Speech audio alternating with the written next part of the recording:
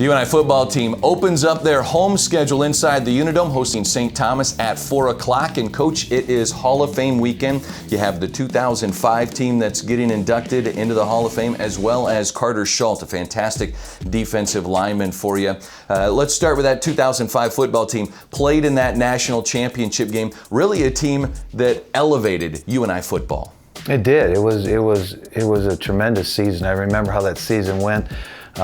Is we were kind of behind an 8 ball during that season after we'd lost a big game at Illinois State and actually got beat pretty good down there.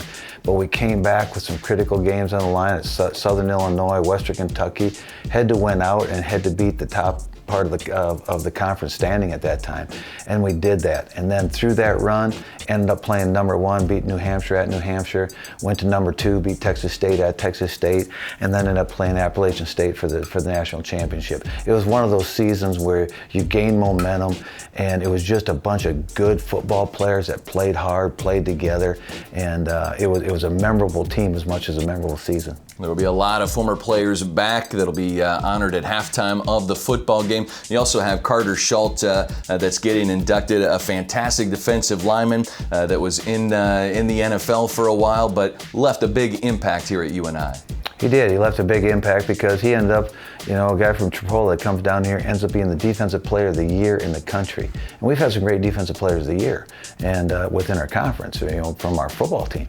But he was a National Player of the Year, and it just goes to show what great effort and a great motor will do. It doesn't take always the great talent. It takes a great motor and a great attitude to be a great player. How good does it feel to be home in the Dome? Oh, I finally home. So it'll be a good day just to be to have the opening kickoff here in the Dome. All right, we'll have new Hall of Fame inductees at halftime. Coach Farley, a Hall of Famer himself, will be on the sideline for that home opener at 4 o'clock against St. Thomas. Thanks for joining us on Panther Sports Talk.